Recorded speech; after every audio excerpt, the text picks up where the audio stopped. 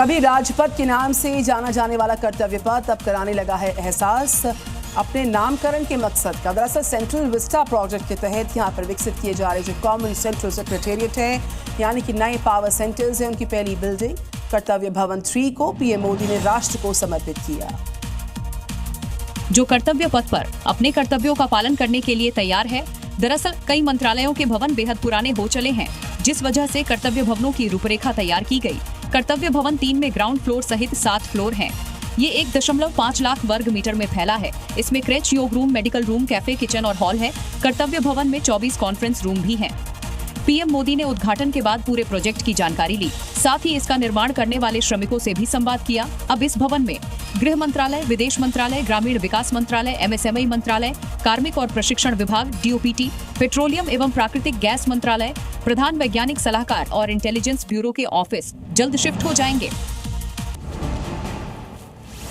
रूस से तेल खरीदने पर चिढ़े ट्रंप ने लगाया 25% एक्स्ट्रा टैरिफ। 27 अगस्त से लागू होगा नया टैरिफ। भारत ने दी कड़ी प्रतिक्रिया। टैरिफ नीति को बताया अमेरिका का दुर्भाग्यपूर्ण फैसला।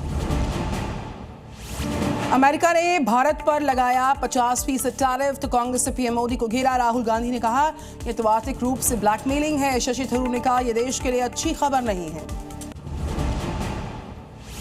चीन के दौरे पर जाएंगे प्रधानमंत्री नरेंद्र मोदी। एससीओ समिट में लेंगे हिस्सा। गलवान घाटी संघर्ष के बाद पहला दौरा। 30 अगस्त को जापान के बाद 31 अगस्त से 1 सितंबर तक चीन में रहेंगे पीएम मोदी। दिल्ली में प्रधानमंत्री नरेंद्र मोदी ने किया कर्तव्य भवन का उद्घाटन। पीएम ने कहा कर्तव्य सिर्फ इमारत का नहीं, बल्कि ये कर्तव्य देशवासियों के सपनों को साकार करने की तपोभूमि है।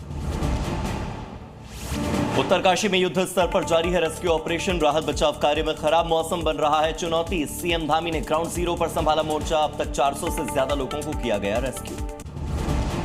प्रधानमंत्री के बाद सीएम योगी आदित्यनाथ ने की बड़ी अपील। सीएम योगी बोले रक्षाबंधन आने वाले सारे त्योहारों के मौके पर स्वदेशी उत्पादों को प्राथमिकता दीजिए।